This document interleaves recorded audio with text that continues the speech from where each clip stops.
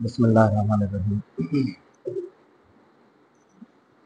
तो भाई आज का टॉपिक है हमारा ग्रेविटेशनल फील्ड स्ट्रेंथ। इससे पहले हमने ये देखा था कि फोर्स ऑफ ग्रेविटी वो फोर्स है जिसकी वजह से बॉडीज डिफरेंट जो यूनिवर्स में बॉडीज हैं, यानी ये बेसिकली एक ऐसी फोर्स अल्लाह ताला ने बनाई है जो कायनात के अंदर मुख्तलिफ जो बॉडीज हैं उनको आपस में होल्ड करके रखती है। जैसे पहले भी बताया था आपको कि अर्थ अपने ऑर्बिट में रिवॉल्व हो रही है, मून अपने ऑर्बिट में रिवॉल्व हो रहा है। सो the necessary centripetal force is provided by the gravitational force between these two bodies। तो हमने ये देखा था न्यूटन लॉ ऑफ ग्रेविटी में कि यूनिवर्स में every object attracts every other object with a force which is given by Newton's law of gravity। तो फिर हमने ये भी देखा था कि ये फील्ड फोर्स है, gravitational force is a field force. तो what is gravitational field and what is the gravitational field strength, ये हमने देखना है। तो देखें, ये हमने पहले भी फर्स्ट ईयर में आपने जो इलेक्ट्रोस्टैटिक्स वाला चैप्टर पढ़ा था उसमें ये देखा था कि हर चार्ज के अराउंड एक रीजन होता है which is known as electric field of that charge. उस रीजन में जब कोई दूसरा चार्ज एंटर होता है तो वो फोर्स एक्सपीरियंस करता है due to this source charge, तो उस रीजन को हम कहते हैं electric field. Similarly here the region of space around a body in which any other body experiences a gravitational force due to this source mass, you can say that region of space around, अगर हम specifically अर्थ की example लें तो region of space around earth in which earth attracts any body towards its center is known as gravitational field of earth। Similarly region of space around moon, जहां पे moon की gravity apply होती है उसको हम कहेंगे मून का gravitational field. ठीक है, किसी भी बॉडी का, आमतौर पे जो लाइट बॉडीज होती हैं उनका ग्रेविटेशनल फील्ड इतना वीक होता है कि हम उसको यानी एक्सपीरियंस नहीं कर सकते या हमें वो फील नहीं होता। ठीक है, ग्रेविटेशनल फील्ड या जैसे इलेक्ट्रिक फील्ड हमने देखा था कि इलेक्ट्रिक फील्ड नजर नहीं आता कि वो कहां तक किस रीजन में इलेक्ट्रिक फील्ड है, लेकिन उसको हम चेक करते हैं with the help of a test charge. Similarly gravitational field हमें नजर नहीं आता, हम उसको विजुअलाइज करते हैं कि किसी बॉडी के ऊपर कहां तक अर्थ, अगर हम अर्थ को कंसीडर करें तो अर्थ कहां तक किसी बॉडी के ऊपर फोर्स अप्लाई कर रही है, यानी अपनी तरफ अट्रैक्ट कर रही है उस बॉडी को। तो वो region of space around the earth in which earth attracts any body towards its center, that region of space is known as the gravitational field of earth। Similarly you can define gravitational field of moon, gravitational field of sun and so on। जितनी भी ये celestial bodies हैं इनका अपना अपना gravitational field होता है। ठीक है, जैसे हर चार्ज का इलेक्ट्रिक फील्ड होता है उसी तरह से यहाँ पे ग्रेविटेशनल फील्ड है। इलेक्ट्रिक फील्ड में हमने क्या कहा था कि the region of space around a charge in which another charge experiences a force। Similarly, here the region of space around a mass in which another mass will experience a force due to this source mass या source body।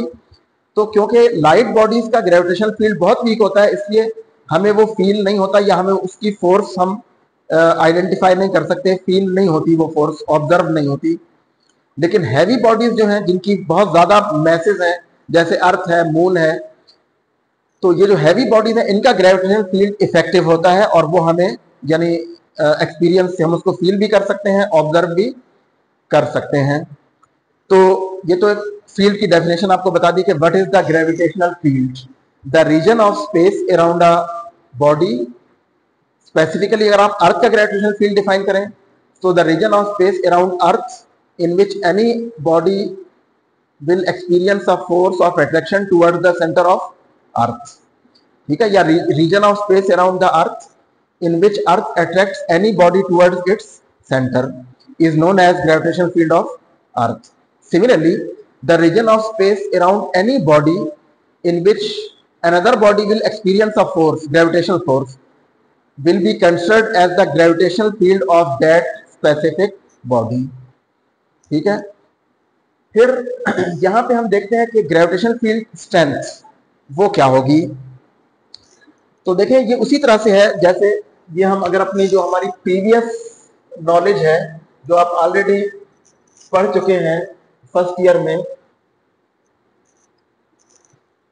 अगर हम उसको consider करें तो हमने charge देखा था और हमने कहा था कि किसी भी चार्ज का अगर एक पॉजिटिव चार्ज है या नेगेटिव चार्ज तो इसके अराउंड एक रीजन होता है जिसको हम इस चार्ज का इलेक्ट्रिक फील्ड कहते हैं।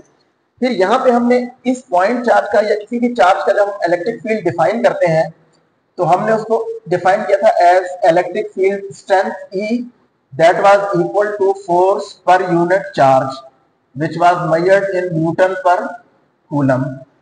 इसको हमने कहा था इलेक्ट्रिक फील्ड इंटेंसिटी या strength of electric field force per unit charge.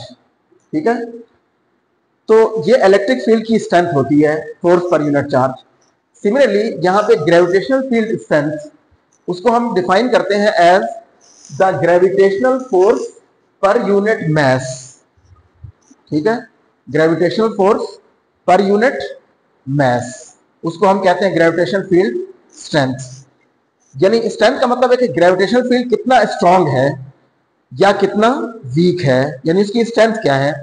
तो जैसे यहां पे हमने कहा था कि फोर्स पर यूनिट चार्ज, यानी अगर यूनिट चार्ज से ज्यादा फोर्स होगी तो वो स्ट्रांग इलेक्ट्रिक फील्ड होगा, यूनिट चार्ज से कम फोर्स होगी तो वो वीक इलेक्ट्रिक फील्ड होगा। Similarly here we define the strength of the gravitational field, उसको हम डिफाइन करते हैं in terms of gravitational force per unit mass. ठीक है, it is defined as the gravitational force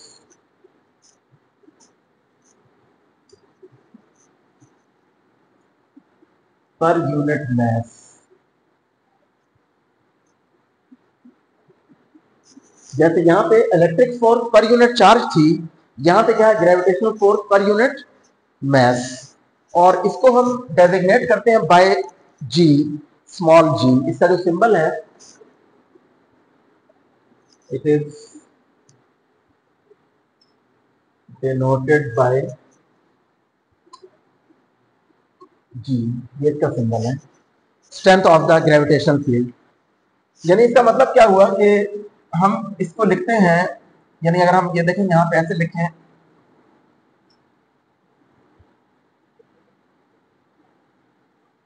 that is equal to gravitational force per unit mass।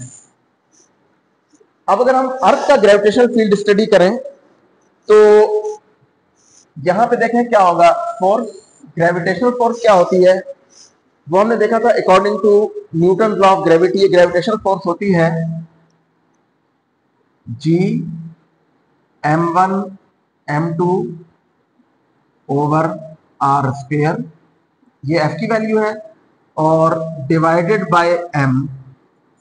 अच्छा, अब specifically अगर हम अर्थ का ग्रेविटेशनल फील्ड स्टडी करें तो देखें ये अर्थ को हम तकरीबन स्फेरिकल शेप में कंसीडर करते हैं और अर्थ की मास को हम लेते हैं me, मास ऑफ अर्थ। और सब फर्क करें, यहाँ पे एक बॉडी हमारे पास जिसकी मास है m। जैसे वहां पे हम टेस्ट चार्ज को डिफाइन करते हैं, we can say here it is a test mass. ठीक है, जिसके जरिए हम अर्थ के ग्रेविटेशनल फील्ड को देख रहे हैं कि कितना है, वीक है या स्ट्रांग है। तो देखें उस केस में हमारी ये जो फोर्स हो जाएगी, we can write this force as G m me divided by r square, और ये जो डिवाइडेड बाय m है इसको हम ऐसे लिख लें अगर 1 ओवर m। तो देखें ये m इस m से कैंसिल हो जाएगा, बाकी हमारे पास रह जाएगा G me over r square. तो ये हमारे पास आ गई है strength of the gravitational field,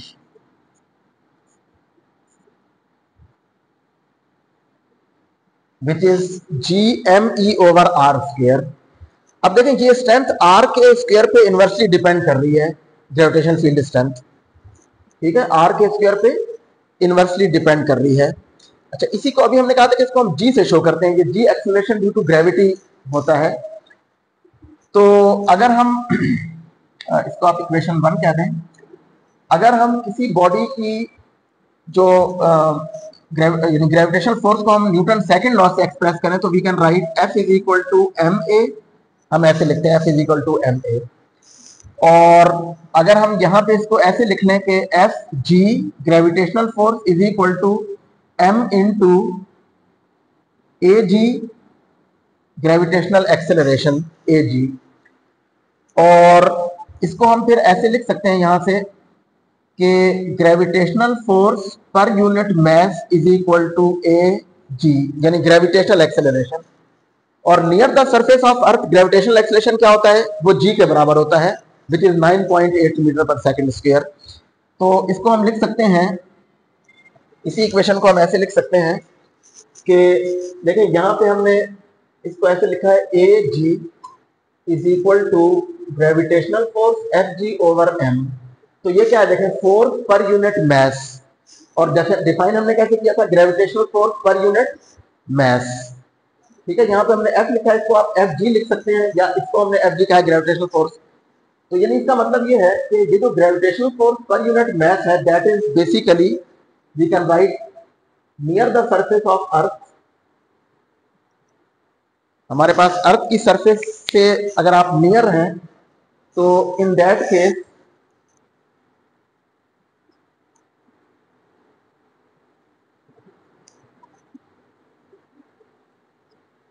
we can write AG is equal to G, which is 9.8 metre per second square. तो इसका मतलब क्या होता है, ये फोर्स पर यूनिट मास G के बराबर है। So we can write G is equal to force, gravitational force per unit मास।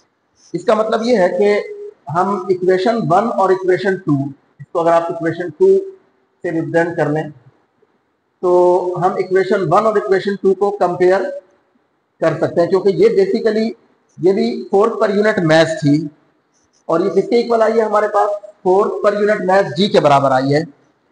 सो इसका मतलब ये हुआ कि ग्रेविटेशनल फील्ड स्ट्रेंथ, जिसको हमने लिखा है G M E over R square, that can also be written as G is equal to G M E over R square. ठीक है, तो ये जो इक्वेशन है, ये तो इससे तो हमने इसको डिफाइन किया है, strength of the gravitational field. ठीक है, फोर्स पर यूनिट मास, और इसी को फिर हमने इक्वेशन 1 में इसके इक्वल शो किया है कि ग्रेविटेशनल फील्ड स्ट्रेंथ हमारे पास G M E over R square इसके इक्वल आई है। मतलब ये है कि gravitational field strength is inversely proportional to R square, and gravitational field exist whether there is a mass और नॉट। क्योंकि देखिए ये जो m है, स्मॉल m, ये इस m से कैंसिल हो गया था, तो चाहे यहाँ पे ये वाली मास हो या ना हो, ग्रेविटेशनल फील्ड एग्जिस्ट करेगा। ये उसी तरह से है जैसे हमने यहाँ पे कहा था फोर्स पर यूनिट चार्ज, और फिर हमने पॉइंट चार्ज के लिए फोर्स की वैल्यू कूलम्ब लॉ से पुट की थी। तो हमने इसको लिखा था के क्यू क्यू, इसको हमने क्यू नॉट लिखा था, Q not over R square divided by Q not. तो ये क्यू नॉट इससे कैंसिल हो गया था, तो हमारे पास आ गया था K Q over R square for a point charge. Point charge के लिए हमारे पास इलेक्ट्रिक फील्ड ये आता है K Q over R square. Similarly यहाँ पे क्या है, G M E over R square, ये कांस्टेंट, ये एम ई अर्थ की मास है, यानी ये वो मास है जिसका आप ग्रेविटेशनल फील्ड स्ट्रेंथ फाइंड कर रहे हैं। अब इसका मतलब ये है कि देखिए इस चार्ज, जो सोर्स चार्ज हमने जैसे लिया था Q, इसके इर्द गिर्द कोई चार्ज हो या ना हो, इसका अपना फील्ड एग्जिस्ट करेगा, क्योंकि यहाँ पे दूसरा चार्ज नहीं आ रहा, ये इस चार्ज का इलेक्ट्रिक फील्ड स्ट्रेंथ है। सिमिलरली जो सोर्स मास है, यानी जिस मास का हम ग्रेविटेशनल फील्ड फाइंड करना चाह रहे हैं या उसकी स्ट्रेंथ देखना चाह रहे हैं, वो मास, उस मास का ग्रेविटेशनल फील्ड एग्जिस्ट करेगा चाहे कोई दूसरी मास उसके करीब हो या ना हो। तो देखिए क्योंकि यहाँ पे स्मॉल m कैंसिल हो गया था, वो नहीं आ रहा यहाँ पे, तो ये वाली मास यहाँ पे हो या ना हो, अर्थ का ग्रेविटेशनल फील्ड एग्जिस्ट करेगा। और ये इक्वेशन ये शो कर रही है, ये वाली इक्वेशन या ये इक्वेशन, कि ये जो ग्रेविटेशनल फील्ड है ये r पे इनवर्सली, आर स्क्वायर पे इनवर्सली डिपेंड कर रहा है, यानी distance of the body from the centre of अर्थ, कि अर्थ के सेंटर से उस बॉडी का जो डिस्टेंस, अगर हम इस डिस्टेंस को r ले लें तो देखें ये r स्क्वायर पे इनवर्सली डिपेंड कर रही है स्ट्रेंथ की वैल्यू, फील्ड स्ट्रेंथ की वैल्यू। तो एक चीज तो ये है कि ग्रेविटेशनल फील्ड स्ट्रेंथ और ग्रेविटेशनल एक्सेलरेशन जो हम g 9.8 metre per second square लेते हैं, दोज आर इक्विवेलेंट क्वांटिटीज। ठीक है, यहां पे हमने ये शो किया है कि ये दोनों इक्विवेलेंट क्वांटिटीज हैं। और जनरली ग्रेविटेशनल फील्ड स्ट्रेंथ को हम डिफाइन कैसे करते हैं, फोर्स पर यूनिट मास। तो देखें इसकी ऐसा यूनिट क्या होगी, केजी, न्यूटन पर किलोग्राम, न्यूटन पर किलोग्राम। ठीक है,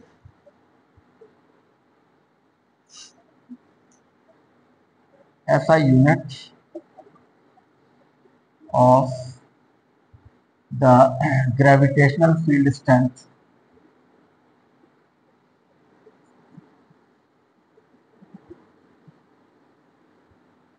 इज न्यूटन पर केजी। कैसे आई ये न्यूटन पर केजी, जैसे यहां पे क्या थी न्यूटन पर कूलम, तो यहां पे वो क्या आ रही है न्यूटन पर फोर्स पर यूनिट मास, न्यूटन पर केजी। यानी अगर यूनिट मास पे कम फोर्स होगी तो वो वीक ग्रेविटेशनल फील्ड होगा, यूनिट मास पे ज्यादा फोर्स होगी तो वो स्ट्रॉन्ग ग्रेविटेशनल फील्ड होगा। ठीक है, तो इसकी यूनिट है यहां से आ रही है, क्या आ रही है न्यूटन पर किलोग्राम। लेकिन जी की यूनिट क्या होती है, जी की यूनिट होती है मीटर पर सेकंड स्क्वायर, जी की यूनिट तो मीटर पर सेकंड स्क्वायर होती है। तो इसी को हम इक्विवेलेंट शो कर सकते हैं कि that is equivalent to newton per metre per second square. कैसे, देखें ये हमारे पास है न्यूटन पर किलोग्राम, और न्यूटन की इक्विवेलेंट वैल्यू हमारे पास आती है F इक्वल टू ma। इस इक्वेशन से न्यूटन क्या होता है, देखें KG metre per second square, KG metre per second square. तो हम क्या लिखेंगे न्यूटन की जगह KG into metre per second square divided by KG. तो देखें केजी इस केजी से कैंसिल हो जाएगा, बाकी रह जाएगा मीटर पर सेकंड स्क्वायर। तो ये हमने शो किया है कि न्यूटन पर किलोग्राम या मीटर पर सेकंड स्क्वायर ये एक ही यूनिट है, इक्विवेलेंट यूनिट्स हैं। तो जी की यूनिट हम क्या लेते हैं 9.8 मीटर पर सेकंड स्क्वायर। ठीक है, जी की वैल्यू। तो ये जो यूनिट है या ये यूनिट दोनों इक्विवेलेंट यूनिट्स हैं। तो ग्रेविटेशनल फील्ड स्ट्रेंथ की ऐसा unit we can say it is newton per coulomb और metre per second square which is the unit of G which is gravitational acceleration. और near the surface of earth हम gravitational acceleration को लेते हैं 9.8 metre per second square. तो यही basically gravitational field strength को show कर रहा है near the surface of earth. ठीक है, तो ये हमारे पास ग्रेविटेशनल फील्ड हमने देखा है क्या होता है और ग्रेविटेशनल फील्ड स्ट्रेंथ। अच्छा, फिर इस ग्रेविटेशनल फील्ड हमें, जैसे अभी मैंने बताया था कि हमें चाहे चार्ज का इलेक्ट्रिक फील्ड हो या किसी मैस का ग्रेविटेशनल फील्ड हो, वो हमें नजर नहीं आता, लेकिन उसको विजुअलाइज करने के लिए हम लाइंस ड्रा करते हैं, फील्ड लाइंस। तो फील्ड लाइन हमने यहां भी ड्रॉ की थी, आपको याद हो फर्स्ट ईयर में आपने ये टॉपिक पढ़ा होगा कि यहां पे पॉजिटिव पॉइंट चार्ज की फील्ड लाइंस इससे रेडियली आउटवर्ड होती है लाइक दिस। इस तरह की फील्ड लाइन हमने ड्रॉ की थी, और नेगेटिव की रेडियली इनवर्ड हमने ड्रॉ की थी। तो फिर हमने ये कहा कि जहां पे लाइंस क्लोज होंगी टू ईच अदर वहां पे स्ट्रॉन्ग फील्ड होगा, जहां पे लाइंस फार अपार्ट होंगी वहां पे वीक फील्ड होगा। सिमिलरली हम यहाँ पे किसी भी मैस का जब ग्रेविटेशनल फील्ड ड्रॉ करते हैं तो हम ग्रेविटेशनल फील्ड लाइंस ड्रॉ करते हैं। और अगर हम अर्थ के केस में देखें तो स्पेसिफिकली अर्थ का ग्रेविटेशनल फील्ड जब हम ड्रॉ करेंगे तो देखिए वो ग्रेविटेशनल फील्ड लाइंस हम इस तरह से ड्रॉ करते हैं which are directed radially inward towards the center of earth। अर्थ के सेंटर की तरफ इनकी डायरेक्शन होती है ग्रेविटेशनल फील्ड लाइंस की। So these are the graphical representation of the gravitational field lines. ये जो एरोज हैं ये उसकी डायरेक्शन को शो कर रहे हैं, ग्रेविटेशनल फील्ड की डायरेक्शन को शो कर रहे हैं। और जैसे हमने यहाँ पे देखा था कि इलेक्ट्रिक फील्ड की डायरेक्शन वो होती है जो टेस्ट चार्ज से फोर्स की डायरेक्शन होती है। सिमिलरली यहाँ पे ग्रेविटेशनल फील्ड की डायरेक्शन वो होती है जो इस किसी भी पॉइंट मैस, जिसको आप टेस्ट मैस कह सकते हैं, उसके ऊपर जो ग्रेविटेशनल फोर्स की डायरेक्शन होती है। तो देखिए अर्थ हमेशा किसी भी बॉडी को अपनी तरफ अट्रैक्ट करती है, तो क्या मतलब कि ग्रेविटेशनल फोर्स की डायरेक्शन होगी towards the centre of earth. हर पॉइंट पे gravitational field is directed towards the centre of earth. तो ये रेडियली इनवर्ड डायरेक्शन है ग्रेविटेशन फील्ड की या ग्रेविटेशन फील्ड लाइंस की। जैसे यहाँ पे ये रेडियल आउटवर्ड डायरेक्शन है और जो नेगेटिव चार्ज आप लेते हैं उसकी फील्ड लाइन हमने कहा था रेडियली इनवर्ड होती है। ये आप ऑलरेडी फर्स्ट ईयर में देख चुके हैं, इसलिए मैं इसको यहाँ पे रिलेट कर रहा हूँ कि ये एक ही तरह के कॉन्सेप्ट हैं। यहाँ पे हमारे पास इलेक्ट्रिक फील्ड है चार्जेस का और वहां पे हमारे पास मैसेज का ग्रेविटेशनल फील्ड है। यहाँ पे हम इलेक्ट्रिक फील्ड लाइंस ड्रॉ करते हैं, वहां पे हम ग्रेविटेशनल फील्ड लाइंस ड्रॉ करते हैं। यहाँ पे हमने इलेक्ट्रिक फील्ड स्ट्रेंथ को डिफाइन किया था as force per unit charge, यहाँ पे हम ग्रेविटेशनल फील्ड की स्ट्रेंथ को डिफाइन कर रहे हैं as force per unit mass that was measured in Newton per Coulomb. This is measured in Newton per kg and which is equivalent to meter per second square. इसकी भी हमने एक equivalent unit देखी थी, अगर आपको याद हो, that was वोल्ट पर मीटर। ये भी एक न्यूटन पर कूलम इसके भी बराबर होता है वोल्ट पर मीटर के। सिमिलरली यहाँ पे हमने न्यूटन पर केजी या मीटर पर सेकंड स्क्वायर, ये इक्विवेलेंट यूनिट्स हैं। तो ग्रेविटेशनल फील्ड स्ट्रेंथ मींस के force per unit mass and that shows us the strength of the gravitational field, कि ग्रेविटेशनल फील्ड स्ट्रांग है या वीक है।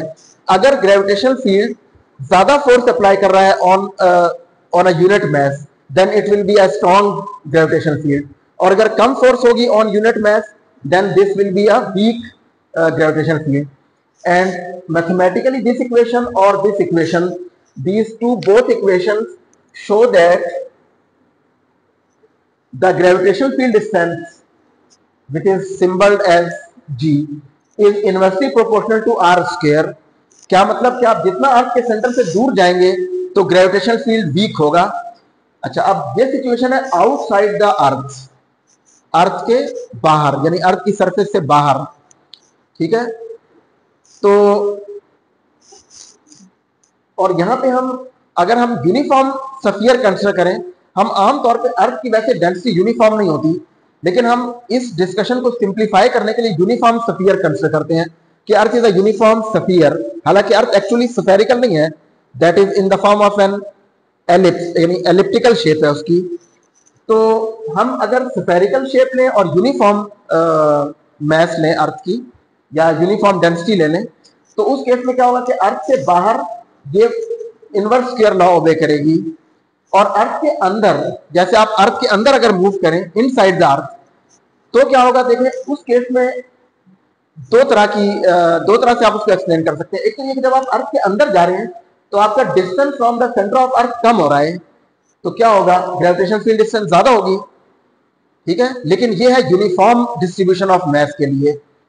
अगर यूनिफॉर्म डिस्ट्रीब्यूशन ना हो, जैसा कि अर्थ के केस में है कि यूनिफॉर्म डिस्ट्रीब्यूशन नहीं है मास की, तो उस केस में क्या होता है कि आप जब अंदर जाते हैं तो फर्ज करें आप अगर इस पॉइंट तक आ रहे हैं, तो देखिए ये जो बाहर वाला आउटर पोर्शन है मास का, ये तो एक्सक्लूड हो गया। तो अब ग्रेविटेशनल फील्ड क्या हो गई, कम हो जाएगी, क्योंकि ये वाला पोर्शन, जो पूरा ये वाला पोर्शन आप निकाल दें बाहर, तो अब इसकी वजह से इस बॉडी में फोर्स इस पॉइंट पे अप्लाई नहीं हो रही, ठीक है। तो जनरली हम ये कहते हैं कि अर्थ के लिए जैसे जैसे आप अर्थ के सेंटर के तरफ जाएंगे, तो अकॉर्डिंग टू दिस इक्वेशन तो ग्रेविटेशनल फील्ड डिस्टेंस ज्यादा होनी चाहिए, but that is for a uniform sphere. Uniform sphere, और उस केस में हम यूनिफॉर्म सफियर जब अर्थ को कंसीडर करते हैं तो उसकी मैस हम इस पॉइंट पे कंसंट्रेटेड मैस लेते हैं कि अर्थ की पूरी मैस उसके सेंटर के ऊपर कंसंट्रेटेड है, ठीक है। लेकिन एक्चुअल में क्योंकि ऐसा नहीं है, एक्चुअल में अर्थ की डेंसिटी नॉन यूनिफॉर्म है, तो जैसे जैसे आप अर्थ की तरफ अंदर की तरफ जाते हैं तो एक खास हद तक ये ग्रेविटेशनल फील्ड इंक्रीज होती है, फील्ड स्ट्रेंथ, और उसके बाद फिर ये डिक्रीज होना शुरू हो जाती है to the centre of earth, ठीक है। So that is the effect inside the spherical body and outside, तो वो इनवर्स स्क्वायर लॉ को ओबे कर रही है, और इनसाइड में ये है कि अगर यूनिफॉर्म सफियर हो तो according to inverse square law ये जैसे जैसे आप करीब आएंगे तो डिस्टेंस कम होगा और स्ट्रेंथ ज्यादा होगी फील्ड की। लेकिन एक्चुअल क्योंकि यूनिफॉर्म सफियर नहीं है अर्थ, उसकी मैस डिस्ट्रीब्यूशन यूनिफॉर्म नहीं है, डेंसिटी यूनिफॉर्म नहीं है, इसलिए होता यह है कि एक खास हद तक जब आप अर्थ के अंदर जाते हैं तो वो ग्रेविटेशनल फील्ड डिस्टेंस डिक्रीज होती है और इंक्रीज होती है, और उसके बाद फिर डिक्रीज होती है to the centre of the earth. So that is the gravitational field strength, ठीक है।